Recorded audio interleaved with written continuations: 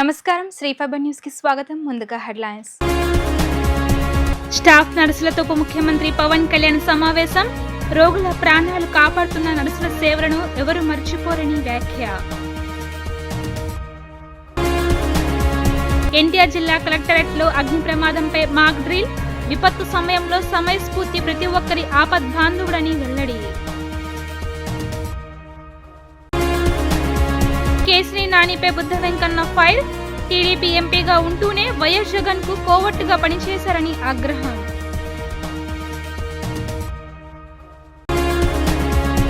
వైద్య రంగంలో నర్సులు అందిస్తున్న సేవలు అనన్య సామాన్యమని ఉప ముఖ్యమంత్రి పవన్ కళ్యాణ్ అన్నారు. ఫ్లోరెన్స్ నైటింగేల్ స్ఫూర్తితో రోగులకు స్వస్థత కలిగేలా వృత్తికి గౌరవాన్ని తీసుకువస్తున్నారని కొనియాడారు. నిస్వార్థంగా వారు అందించే సేవలు వెలకట్టలేనివని అన్నారు. విధి నిర్వహణలో ఎంతో మంది రోగుల ప్రాణాలు కాపాడుతున్న నర్సుల సేవలను ఎవరు మర్చిపోరని ఆయన తెలిపారు. అంతర్జాతీయ నర్సుల దినోత్సవం సందర్భంగా పిఠాపుర నియోజకవర్గానికి చెందిన ప్రభుత్వ స్టాఫ్ నర్సులతో AP deputy CM Pawan Kalyan ప్రత్యేకంగా భేటీ అయ్యారు. విశిష్ట సేవలు అందించిన 8 మంది నర్సులను ఉప ముఖ్యమంత్రి సత్కరించారు. అనంతరం పవన్ కళ్యాణ్ మాట్లాడుతూ మహమ్మారి కరోనా సమయంలో ప్రాణాలను సైతం లెక్క చేయకుండా నర్సులు చేసిన సేవలు ప్రశంసనీయమని పేర్కొన్నారు. ఇటీవల సింగపూర్లో తన కుమారుడు మాక్ శంకర్ పాఠశాలలో సంభవించిన అగ్ని ప్రమాదంలో గాయపడ్డ తరువాత ఆసుపత్రిలో చేరాడని, అక్కడ నర్సులు చేసిన సేవలు చూసినప్పుడు మరోసారి వారి కష్టం గుర్తుకు వచ్చిందని చెప్పారు. అంతర్జాతీయ నర్సుల దినోత్సవం సందర్భంగా వారిని కలవడం ఎంతో ఆనందాన్ని ఇచ్చిందని పేర్కొన్నారు. ఈ సందర్భంగా నర్సులు తమ సమస్యలను తన దృష్టికి తీసుకువచ్చారని, వాటిని ఆరోగ్య శాఖ మంత్రి సత్యకుమార్ యాదవ్ దృష్టికి తీసుకువెళ్లి పరిష్కరించే దిశగా చర్యలు తీసుకుంటామని ఆయన భరోసా ఇచ్చారు. విపత్తు సమయంలో సమయస్ఫూర్తి ప్రతి ఒక్కరికి ఆపద్బాంధవుడు అని జిల్లా కలెక్టర్ డాక్టర్ లక్ష్మీ షా అన్నారు.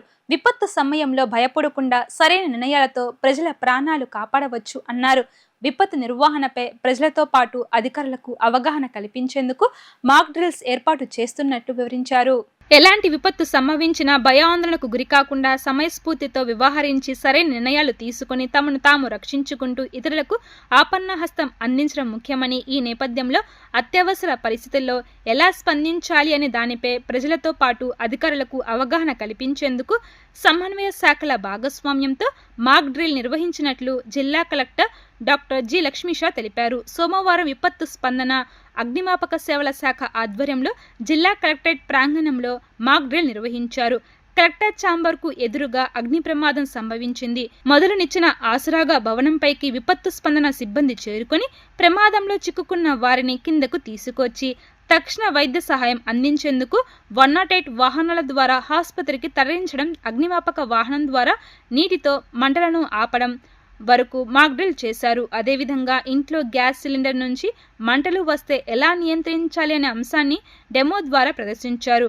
వంట నూనె ఉన్న బాండీలో మంటలు వ్యాపిస్తే భయపడకుండా వెంటనే ఆ మంటలను ఎలా నియంత్రించాలనే విషయాన్ని కూడా వివరించారు.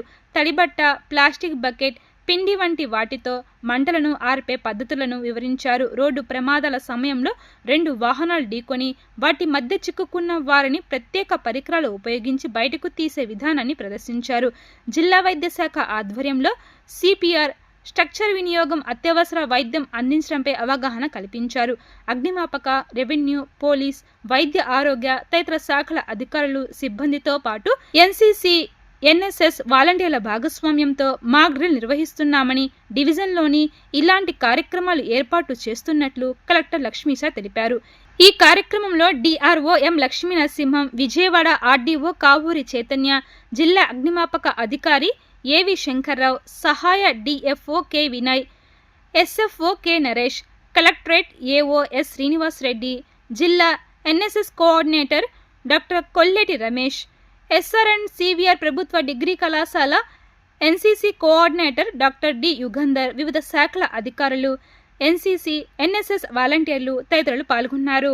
ఈరోజు ఎన్టీఆర్ జిల్లా కలెక్టరేట్లో మాక్ డ్రిల్ చేయడం జరిగింది. డిజాస్టరు, ఫైర్ యాక్సిడెంటు, అట్లాగే వేరే ఏదైనా విపత్కర పరిస్థితిలో పబ్లిక్ ఎలా రెస్పాండ్ అవ్వాలి, ఏమేమి జాగ్రత్తలు తీసుకోవాలి, అట్లాగే పబ్లిక్ ఎలా హెల్ప్ చేయాలి, మనము డిజాస్టర్ టైంలో మనం అడ్డపడకుండా ఎట్లాగ మనం సేఫ్గా ఉండాలి, అలాగే ఎవరైనా బాధపడి ఉంటే లేదా ఏదైనా క్షతగాతులు ఉంటే వాళ్ళని ఎట్లాగా మనము రక్షించే పనిలో ఉండాలి అనే దాని మీద ఈరోజు ఫైర్ డిపార్ట్మెంటు అలాగే జిన్నా యంత్రాంగం కలిసి ఒక మాక్ డ్రిల్ చేయడం జరిగింది.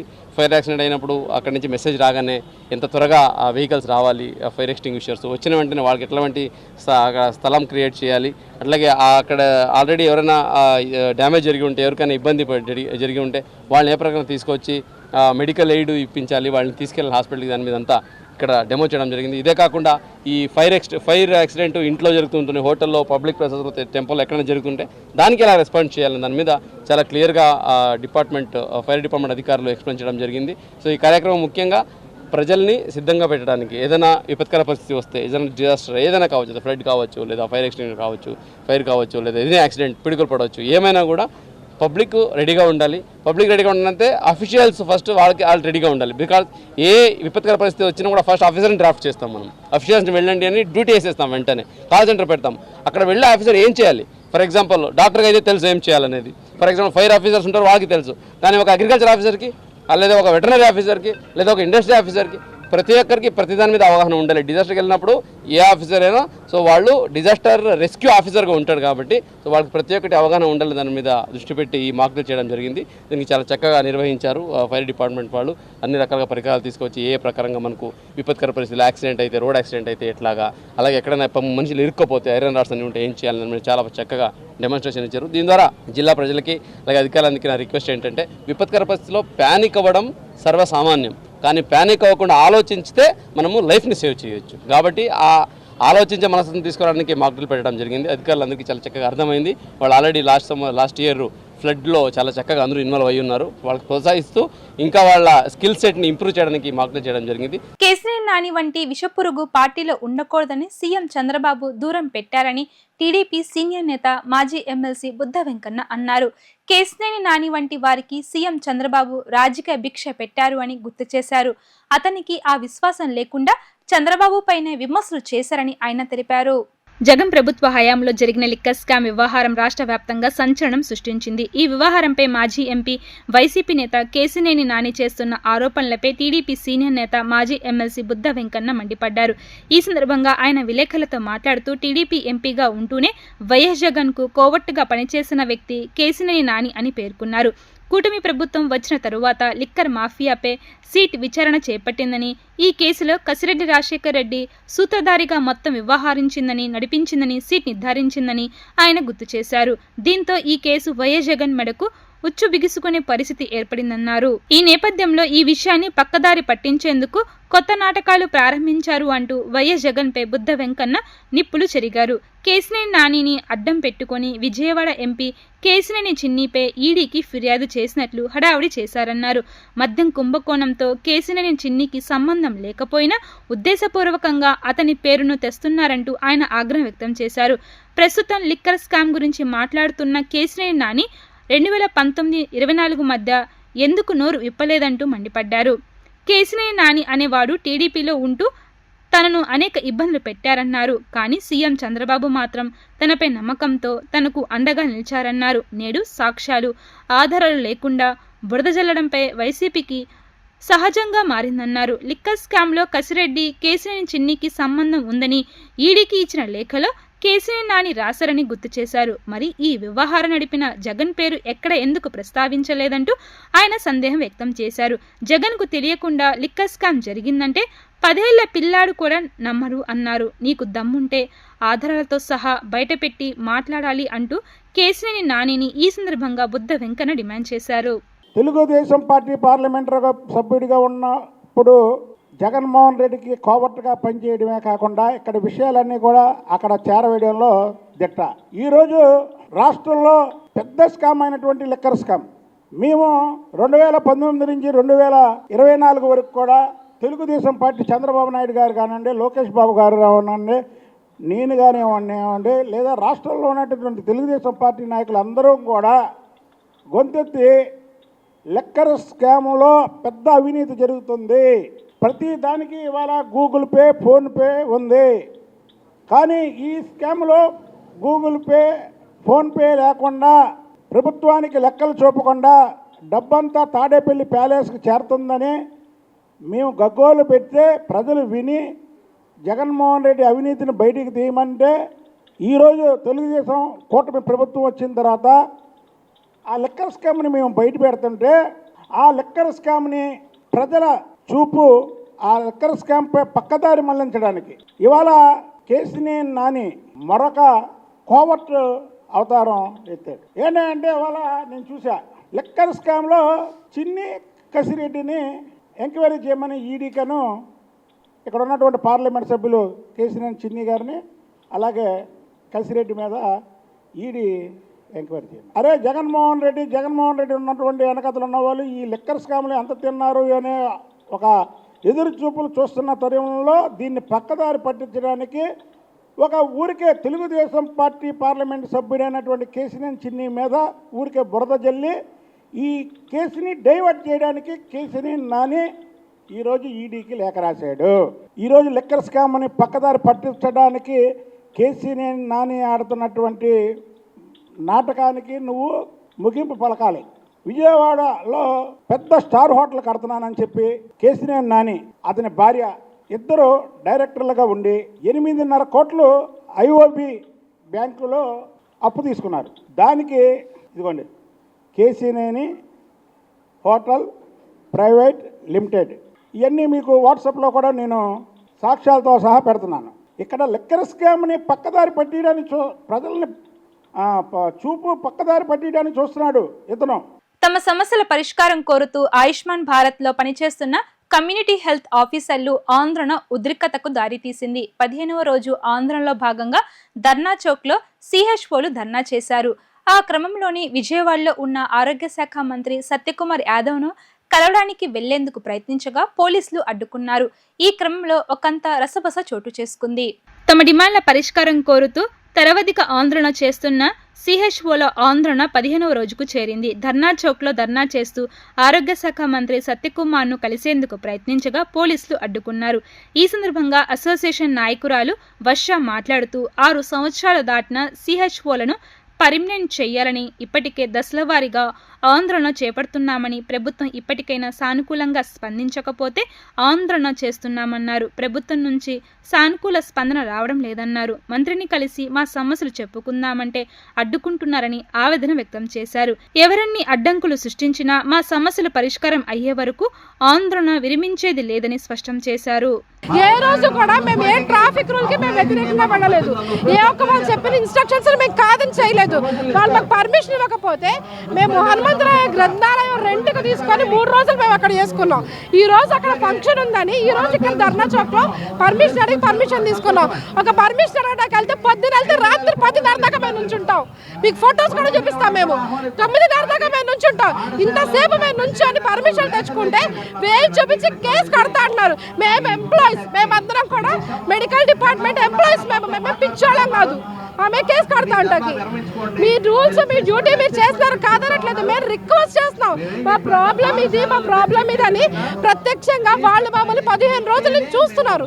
చూసినప్పటికీ ఇలా అంటున్నారు. ఇంత బాధ మేము పడి ఇంత రోడ్డు మీద వచ్చి మేము ఉంటే కూడా గవర్నమెంట్ మమ్మల్ని చూడట్లేదు. మా బాధను ఎవరు అర్థం చేసుకోవట్లేదు. మేము ఇంత సమస్య ఫేస్ చేస్తుంటే వినండి అంటే ఒక్కళ్ళు కూడా వినట్లేదు సరికదా. మేము వెళ్ళి చెప్తా అంటే వీళ్ళు మమ్మల్ని వెళ్ళివ్వట్లేదు. ఇప్పుడు మేము ఏం చేయాలి మీరే చెప్పండి సార్. మీరందరూ చెప్పండి సార్. మీరందరూ పెద్దవాళ్ళే కదండి. మేము తుమ్మలపల్లి కళాక్షేత్రంలో హెల్త్ మినిస్టర్ గారిని మర్యాదపూర్వకంగా కలిసి ఒక రిక్వెజిషన్ లెటర్ మాకున్న ప్రాబ్లమ్స్ని ఒక లెటర్ రూపంలో సార్కి అందజేయాలి అనుకున్నాం. అయితే దీనికి మాకు ముందుగా ఇన్ఫర్మేషన్ అందలేదు. మాకు ముందుగా ఇన్ఫర్మేషన్ అందితే ఖచ్చితంగా మేము పర్మిషన్ తీసుకునేవాళ్ళం. అందలేదన్న ఒక కారణంతో ఇప్పుడు ఈరోజు నర్సెస్ డే జరుగుతుంది. మేము కూడా నర్సింగ్ ప్రొఫెషనల్సే, అందులో పార్టిసిపేట్ చేసే హక్కు మాకు కూడా ఉంది. దాంతో పాటు ఇది ఇద్దామని వెళ్తుంటే మీరు ఎలా వెళ్తారు? మీరు పర్మిషన్ లేకుండా ఎలా వెళ్తారు? మమ్మల్ని ఇక్కడ ఆపేస్తున్నారు. ఇది ఎంతవరకు న్యాయం చెప్పండి మీరే. 15 రోజుల నుంచి ఎండనక వానకనుక కూర్చుంటే మీరు నోరు తెరిస్తే మిమ్మల్ని కేసులు పెడతాం. మాకు కేసులు పెట్టడం కొత్త కాదు. మీ ఉద్యోగాల గురించి ఆలోచించుకోండి. తీసేస్తే మీ ఉద్యోగాలు కూడా తీసేయగలం అన్న మాట మాట్లాడటం అనేది చాలా దారుణం అండి. అపాయింట్మెంట్ కోసం మేము ఎన్ని సార్లు తిరిగినా మాకు ఇప్పుడు దాకా ఒక్క అపాయింట్మెంట్ అనేది ఇవ్వలేదు. అది సార్ వస్తున్నారని తెలిసి ఒక చిన్న రిప్రజెంటేషన్ ఇవ్వడానికి మేము ఒక 5 మెంబర్స్ వెళ్తామన్నా కూడా పర్మిషన్ లేకుండా వాళ్ళకి ఇష్టం వచ్చినట్టు మాట్లాడుతున్నారు. ఇన్ని రోజుల నుంచి మేము ఏనాడు గడక వాళ్ళు చెప్పిన మాట మేము ఉల్లంఘించలేదు, ఒక ట్రాఫిక్ అనేది మేము క్లియర్ చేయలేదు, ఏమి ఇష్యూస్ అనేవి మేమేం క్రియేట్ చేయలేదు. 3 days పర్మిషన్ ఇవ్వకపోతే మేము గ్రంథాలయాన్ని రెంట్కి తీసుకొని ఆ 3 days మేము అక్కడ కండక్ట్ చేసుకున్నాం. అలాంటిది ఈరోజు ఒక చిన్న అవకాశం వచ్చిందని వెళ్తుంటే మమ్మల్ని వెళ్ళలేకుండా ఇలాంటి మాటలు మాట్లాడతా మీ మీద కేసులు పెడతాం, మాకు కొత్త కాదు అని బెదిరింపు చర్యలు చేస్తుంటే అసలు మాట్లాడిన కూడా మాట్లాడనివ్వట్లేదు. నోరు తెరిస్తే కేసు పెడతామని చెప్పేసి అంటున్నారు. మరి అంత దారుణమైన దుర్మార్గంగా మేము ఏం చేసామో మాకు అర్థం కావట్లేదండి. ఈరోజు నర్సెస్ డే, మేము బీఎస్సీ నర్సింగ్, ఎంఎస్సీ నర్సింగ్ చేసిన వాళ్ళు ఉన్నారు. ఇంటర్నేషనల్ నర్సెస్ డే సందర్భంగా అక్కడ ప్రోగ్రామ్ కండక్ట్ చేస్తున్నారు. అక్కడ కూడా పార్టిసిపేట్ చేసే హక్కు మాకుంది. ఇక్కడ మేము ఎవరం ఖాళీ చేయట్లేదు, అందరం ఇక్కడ ఉన్న ఒక 5గురు మాత్రమే వెళ్తామంటేనే వాళ్ళు ఇలా మాట్లాడుతున్నారంటే ఇది చాలా దారుణం. ఎక్కిన ఆటోని ఆపేసి కిందకి దింపేసేసి నోరు తెరిస్తే కేసు పెడతామని చెప్పేసి అన్న మాటలు చాలా దారుణం అంటే దారుణంగా ఉన్నాయి. రాష్ట్ర ప్రభుత్వం ఉపాధ్యాయుల సమస్యలు పరిష్కరించకపోతే ఈ నెల 15వ తేదీన విద్యాభవన్ ముట్టడిస్తామని ఐక్య ఉపాధ్యాయ ఫెడరేషన్ యూటీఎఫ్ రాష్ట్ర ప్రధాన కార్యదర్శి KSS ప్రసాద్ తెలిపారు. గత ప్రభుత్వం విద్యాశాఖలో తీసుకువచ్చిన సంస్కరణల కారణంగా 10 లక్షల మంది విద్యార్థులు ప్రభుత్వ పాఠశాలను విడిచి ప్రైవేట్ పాఠశాలకు వెళ్లిపోయారని, నాసిరకంగా ప్రభుత్వ పాఠశాలలో ఉందని ప్రస్తుత టీడీపీ కూటమి ప్రభుత్వం చెప్పింది అన్నారు. ఆ విధానాలను మారుస్తామని చెప్పి మరల ఉపాధ్యాయులపై పనిభారం పడేలా టీడీపీ కూటమి ప్రభుత్వం చర్యలు చేపట్టడం సరికాదన్నారు. ఉపాధ్యాయులపై పనిభారాన్ని మోపే చర్యలు తక్షణమే ఆపాలని, లేని పక్షంలో ఆందోళన తప్పదన్నారు. తమ సమస్యల పరిష్కారం కోరుతూ ఐక్య ఉపాధ్యాయ ఫెడరేషన్ యూటీఎఫ్ ఆధ్వర్యంలో ఉపాధ్యాయులు విజయవాడ ధర్నా చౌక్లో ధర్నా చేపట్టారు. ఈ ధర్నాలో పాల్గొన్న యూటీఎఫ్ రాష్ట్ర ప్రధాన కార్యదర్శి KSS ప్రసాద్ మాట్లాడుతూ టీడీపీ ప్రభుత్వం మోడల్ 9500 ప్రైమరీ స్కూల్ ఏర్పాటు చేసి ప్రాథమిక విద్యను 770 యూపీ స్కూల్స్లను అప్గ్రేడ్ చేసి హై స్కూల్ స్థాయిలో విద్యను బలోపేతం చేస్తామని చెప్పిన మాటలను యూటీఎఫ్ స్వాగతిస్తుంది అన్నారు. అయితే అదే క్రమంలో పాఠశాల ఉపాధ్యాయులపై పనిభారం పెరిగేలా ప్రభుత్వ చర్యలు ఉన్నాయన్నారు. హై స్కూల్ స్థాయిలో 45 మంది విద్యార్థులు దాటితే మరో సెక్షన్ను ఏర్పాటు చేయాలని ఉపాధ్యాయులు కోరుతున్నా పట్టించుకోవడం లేదన్నారు. సరే, ప్లస్గా ఉన్న స్కూల్ అసిస్టెంట్ ఉపాధ్యాయులను ప్రైమరీ పాఠశాల ప్రధానోపాధ్యాయులుగా నియమిస్తామని, స్కూల్ అసిస్టెంట్ల స్థాయిని తగ్గించేలా ప్రభుత్వ వైఖరి ఉందన్నారు. ఇది సరికాదని, హై స్కూల్ స్థాయిలో నాణ్యమైన విద్య అందించాలంటే ప్రతి తరగతులు 45 మంది విద్యార్థులు దాటితే 2వ సెక్షన్లో ఏర్పాటు చేయాలని యూటీఎఫ్ డిమాండ్ చేస్తుందన్నారు. ఇప్పటికే పాలక ప్రభుత్వాల విధానాలతో 25,000 పాఠశాలల్లో ప్రాథమిక స్థాయిలో మూతపడే పరిస్థితులు నెలకొన్నాయని ఆందోళన వ్యక్తం చేశారు. ఇప్పటికైనా ప్రభుత్వం ఉపాధ్యాయుల సమస్యలు పరిష్కరించకపోతే 15వ తేదీన విద్యాభవనం యూటీఎఫ్ ఆధ్వర్యంలో ముఠాని ఇస్తామని హెచ్చరించారు. గత ప్రభుత్వం విద్యారంగంలో చేసిన సంస్కరణల వల్ల 10 లక్షల మంది పిల్లలు ప్రభుత్వ పాఠశాలల నుంచి ప్రైవేటు పాఠశాలకు తరలిపోయారని, విద్య నాసిరకంగా ఉందని, నాణ్యమైన విద్యను అందించేదానికి ఈ పాఠశాలల్లో మార్పులు చేస్తామని చెప్పారు. కానీ ఆచరణలో గత ప్రభుత్వం అనుసరించిన విధానాలని ఈ ప్రభుత్వం కూడా అనుసరిస్తూ ఉంది. ప్రధానంగా ప్రైమరీ స్కూల్స్ని నిర్వీర్యం చేసే విధంగా ఈ రాష్ట్ర ప్రభుత్వం తీసుకున్నటువంటి చర్యలు కనిపిస్తూ ఉన్నాయి. మోడల్ ప్రైమరీ స్కూల్స్ పేరు మీద 5 క్లాసులకి 5 టీచర్లు ఉండే విధంగా 9,500 పాఠశాలలు పెడతామని చెప్పి ప్రభుత్వం చెప్తోంది. దాన్ని మేము ఆహ్వానిస్తూ ఉన్నాం. అదే సందర్భంలో 779 యూపీ స్కూళ్ళని అప్గ్రేడ్ చేస్తామని చెప్పారు. దాన్ని కూడా మేము ఆహ్వానిస్తూనే ఉన్నాం. కానీ ఈ పాఠశాలలు ఉపాధ్యాయుల్ని కేటాయించేటప్పుడు ఉపాధ్యాయుల మీద పనిభారం పెరిగేలాగా కేటాయింపు చేయడం వల్ల ఈ రోజున వేలాది మంది స్కూల్ అసిస్టెంట్లు సర్ప్లస్గా మిగిలిపోతూ ఉన్నారు. ఆ స్కూల్ అసిస్టెంట్లని హై స్కూళ్ళకి కేటాయించి నాణ్యమైన విద్య అందించే దానికోసం 45 మంది విద్యార్థులు ఉన్న దగ్గర 2వ సెక్షన్ పెట్టాలని చెప్పి ప్రభుత్వాన్ని మేము పదే అడుగుతూ ఉన్నాం. ప్రతి సమావేశంలోనూ కూడా డిమాండ్ చేస్తూ ఉన్నాం. ఆలోచిస్తామని చెప్తూ 53 మంది పిల్లలు ఉంటేనే 2వ సెక్షన్ అని చెప్పడం వల్ల వేలాది మంది స్కూల్ అసిస్టెంట్ సర్ప్లస్ అయిపోయారు. ఆ సర్ప్లస్ అయిపోయినటువంటి స్కూల్ అసిస్టెంట్లని ఈ రోజున ప్రైమరీ స్కూల్స్కి హెడ్ మాస్టర్లుగా పెడతామని చెప్తా ఉంది. అంటే స్కూల్ అసిస్టెంట్ల స్థాయిని ఎందుకు తగ్గించాలి ఈ ప్రభుత్వం అనేది మేము ప్రశ్నిస్తూ ఉన్నాం. హై స్కూల్స్లో అవసరం ఉంది. మీరు హై స్కూల్ ప్లస్ పేరు మీద ఇంటర్మీడియట్ తరగతులు నిర్వహిస్తూ ఉన్నారు. అట్లాగే 62 సంవత్సరాలు నిండిపోయిన నేపథ్యంలో అనేక మంది టీచర్లు ఈ రోజున రిటైర్ కాబోతూ ఉన్నారు. అలాంటి సందర్భాల్లో హై స్కూల్ని పరిపుష్టంగా ఉంచాలంటే స్కూల్ అసిస్టెంట్ పోస్టులన్నీ హై స్కూళ్ళలో ఉంచాలనే బదులు ప్రైమరీ స్కూళ్ళకి హెడ్ మాస్టర్లుగా వేస్తామని చెప్పడంలో ఔచిత్యం ఏంటో గ్రహించాలని చెప్పేసి మేము కోరుతా ఉన్నాం. తమ న్యాయబద్ధమైన సమస్యలను రాష్ట్ర ప్రభుత్వం పరిష్కారం చేయకపోతే నిరవధిక సమ్మెకు దిగుతామని Andhra Pradesh municipal engineering workers union కార్మికులు హెచ్చరించారు. యూనియన్ ఆధ్వర్యంలో మున్సిపల్ శాఖలో వివిధ విభాగాల్లో పనిచేస్తున్న ఇంజనీరింగ్ కార్మికులు విజయవాడ ధర్నా చౌక్లో చేపట్టిన మహాధర్నా 6వ రోజుకు చేరింది. ఈ సందర్భంగా యూనియన్ నగర అధ్యక్షుడు పి మహేష్ బాబు మాట్లాడుతూ డిమాండ్ల పరిష్కారంలో ప్రభుత్వం అలసత్వంగా వ్యవహరిస్తే మంచినీటి సరఫరా, వీధి దీపాలు, యూజీడీ తదితర విభాగాల్లో కార్మికులు పూర్తి స్థాయిలో విధులకు హాజరు కాకుండా నిరసన తెలపాల్సి వస్తుంది అన్నారు. ప్రభుత్వం వెంటనే సమస్యలను పరిష్కరించాలి అని డిమాండ్ చేశారు. ఇంజనీరింగ్ విభాగం అయినటువంటి నీటి సరఫరా, వీధి దీపాలు, మెకానిక్లు, టౌన్ ప్లానింగ్ మరియు ఇంజనీరింగ్ అన్ని విభాగాల వారికి టెక్నికల్ 29,200, నాన్ టెక్నికల్ వారికి 24,500 చొప్పున వేతనాలు ఇవ్వాలన్నారు. రాష్ట్ర వ్యాప్తంగా 5 రోజులు ముగించుకొని 6వ రోజు నిరవధిక సమ్మెలోనికి మేము వచ్చి ఉన్నాం. మా ప్రధానమైనటువంటి డిమాండ్లు ఏదైతే ఉన్నదో నగరమంతా నీళ్లు మాకు కన్నీళ్లే మిగిలినాయి అనేటటువంటి నిదానంతో మేము ముందుకు పోస్తున్నాం. ఎందుకంటే ఇంజనీరింగ్ కార్మికులందరికీ కూడా టెక్నికల్, నాన్ టెక్నికల్ జీతాలు ఇవ్వమని మేము ప్రధానంగా డిమాండ్ చేస్తున్నాం. టెక్నికల్ కార్మికులకి 29,200 రూపాయలు, నాన్ టెక్నికల్ కార్మికులకి 24,500 రూపాయలు అడుగుతున్నాం. ఈ రోజున 15,000 ఆప్కోస్ కార్మికులు, ఇంజనీరింగ్ కార్మికులు అందరికి కూడా 15,000 జీతం ఇవ్వటం జరుగుతుంది. దాంట్లో మాకు పిఎఫ్ఈఎస్ఐ కట్టగా 13,087 రూపాయలు మాత్రమే వస్తుంది. దాంట్లో పెట్రోల్ ఖర్చులు, అలాగే ఇంటద్దులు, కరెంటు బిల్లులు, నిత్యావసర వస్తువులు, పాల ప్యాకెట్ల నుంచి పెట్రోల్ వరకు కూడా ఈరోజు ధరలు పెరిగినటువంటి పరిస్థితి. దానికి అనుగుణంగా మేము కనీస వేతనం చట్టం ఏదైతే ఉన్నదో 35,000 రూపాయలు, దానిని మేము అడగట్లేదండి. మేము గొంతెమ్మ కోరికలు ఏమీ అడగట్లేదు, కానీ కనీస వేతనం 29,200 రూపాయలు మేము అడగటం జరుగుతుంది. అలాగే సంక్షేమ పథకాలు, ఈరోజు సంక్షేమ పథకాలు పోయి ఉన్నాయి. ఇదివరకు అమ్మఒడి వచ్చినటువంటి వారందరికి కూడా ఈరోజు మేము ఆధార్ కార్డు కొడితే పర్మనెంట్ అని చూపిస్తుంది. దాంతో మాకున్నటువంటి సంక్షేమ పథకాలు ఏదైతే పెన్షను అలాగే అమ్మఒడి ఉన్నదో అది తీసేయడం జరిగింది. దయచేసి ఆ సంక్షేమ పథకాలు కూడా మేము ఇమ్మని అడుగుతున్నాం. అలాగే పదవి విరమణ వయసు 60 సంవత్సరాల నుంచి 62 సంవత్సరాలకి పర్మనెంట్ కార్మికులందరికీ కూడా పెంచడం జరిగింది.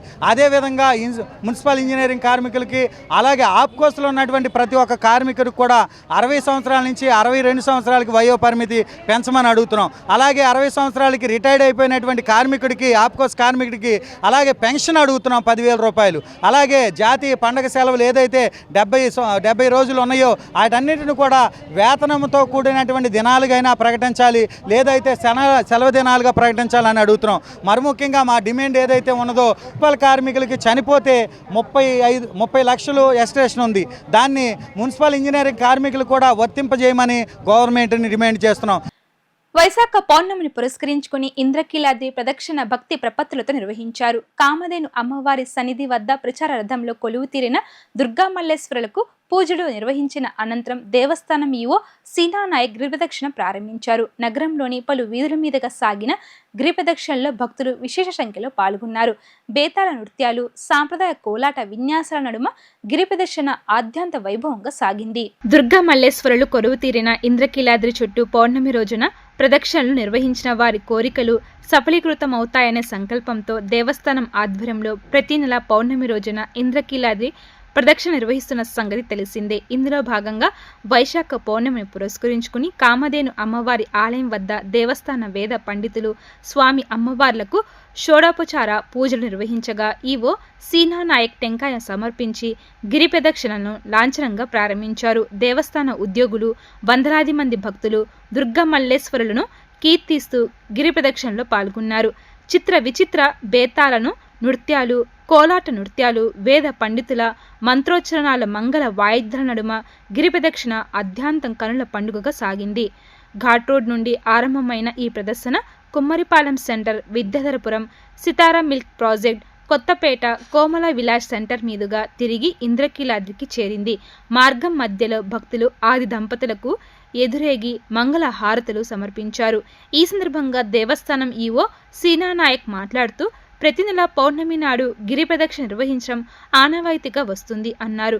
ఆది దంపతులైన శ్రీ దుర్గా మల్లేశ్వరుడు కొలువు తీరిన ఇంద్రకీలాద్రి చుట్టూ ప్రదక్షిణ నిర్వహించిన వారికి సమాప్త కోరికలు నెరవేరుతాయని ఆయన వివరించారు. భక్తులంతా ఈ గిరి ప్రదక్షిణలో పాల్గొని అమ్మవారి కృపా కటాక్ష వీక్షణలకు పాత్రలు కావాలని ఈవో సీను నాయక్ కోరారు. ఈ కార్యక్రమంలో దేవస్థాన అధికారులు, వేద పండితులు, భక్తులు పాల్గొన్నారు. ముఖ్యంగా ఈ గిరి ప్రదక్షిణ అనేది దాదాపు మనకు అమ్మవారిని స్మరించుకుంటూ సుమారు 2 సంవత్సరాల నుంచి చేస్తున్నాము. ఇది ప్రతి నెల పౌర్ణమి రోజున ప్రారంభమయ్యి సుమారు 7 కిలోమీటర్ల మేరకు చుట్టూ గిరి ప్రదక్షిణ చేసుకొని వచ్చిన తర్వాత అమ్మవారికి పూజించి మళ్ళా ప్రశాంతంగా విగ్రహాలందరినీ కూడా పైకి తీసుకెళ్లడం జరుగుతుంది. దయచేసి భక్తులందరూ కూడా అమ్మవారి మీద భక్తితో జాగ్రత్తగా చుట్టూ ప్రదక్షిణ చేసే క్రమంలో జాగ్రత్తగా ఉండాలి. ఎక్కడ ఎటువంటి ఇది అలజడి లేకుండా ప్రతి ఒక్కరు కూడా అమ్మ మీద ప్రేమతో భక్తితో మీరు ఈ గిరి ప్రదక్షిణ సక్సెస్ఫుల్ చేస్తారని భావిస్తున్నాను. Thank you.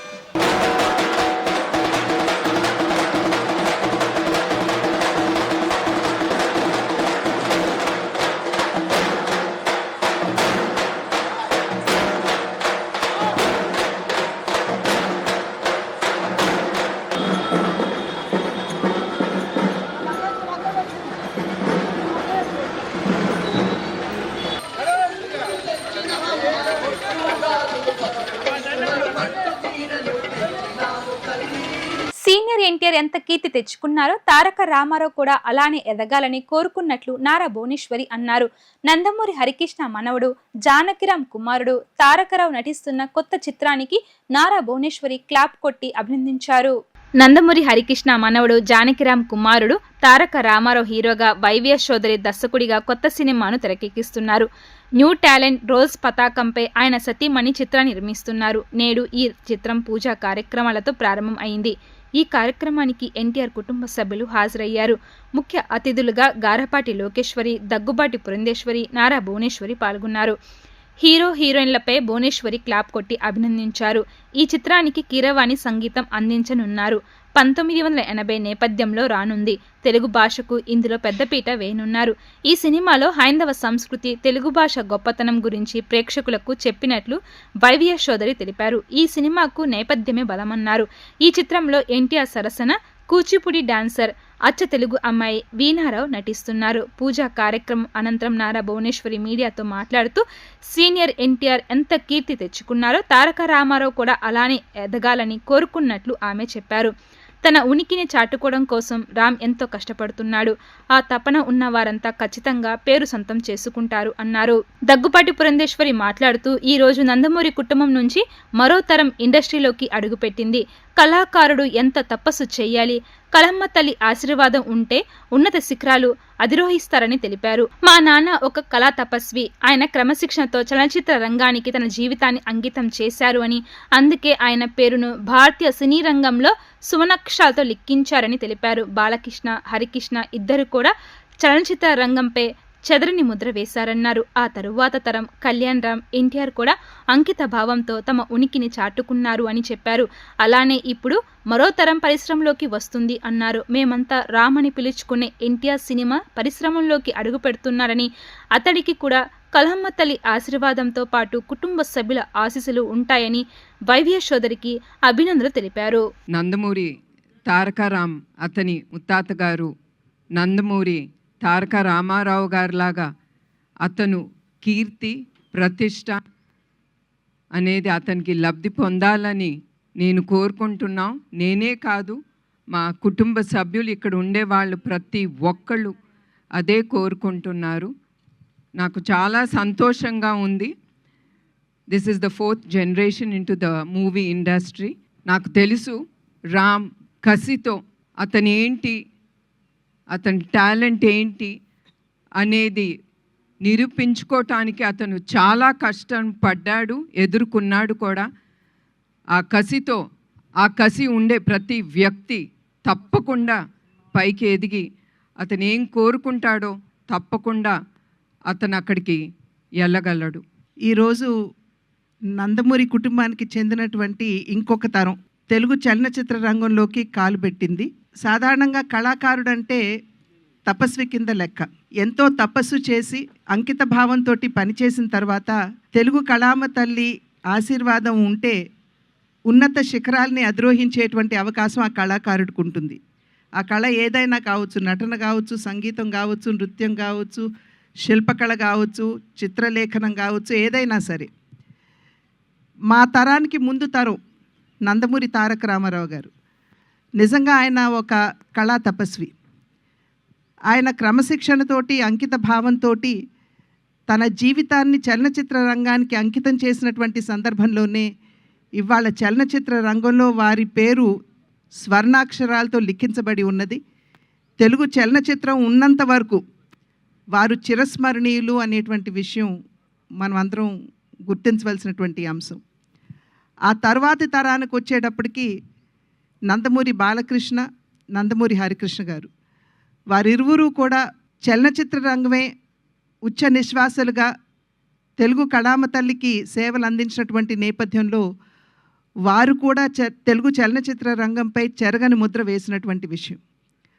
ఆ తరువాతి తరం నందమూరి కళ్యాణరామ్, నందమూరి తారక రామారావు వారు కూడా అంకిత భావంతో పనిచేసినటువంటి సందర్భంలో వారు కూడా చలనచిత్ర రంగంలో తమ ఉనికిని చాటుకున్నటువంటి విషయం మనందరికీ తెలుసు. అదే విధంగా ఇప్పుడు ఆ తర్వాతి తరం నందమూరి తారక రామారావు, అంటే మేము ముద్దుగా రామ్ అని పిలుచుకునేటువంటి నందమూరి తారక రామారావు ఇవాళ చలనచిత్ర రంగ అరంగేట్రం చేయటం జరిగింది.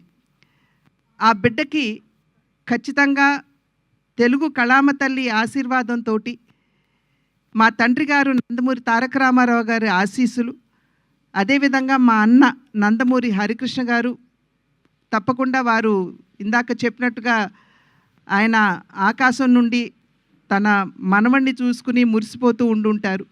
అదేవిధంగా జానకిరామ్ యొక్క ఆశీస్సులు కూడా ఖచ్చితంగా రామ్కి ఉంటాయి అని చెప్పి విశ్వసిస్తూ మా అందరి ఆశీస్సులు కూడా ఎప్పుడూ కూడా అతనికి ఉంటాయి అని చెప్పి తెలియజేసుకుంటున్నాను.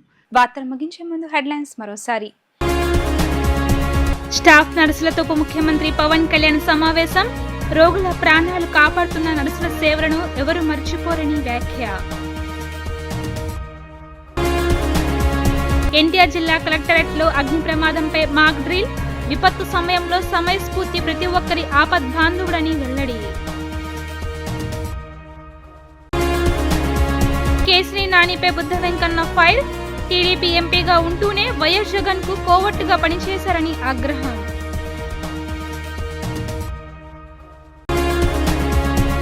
ఇవి ఇప్పటి వరకున్న updates. Keep watching Shri fibre news.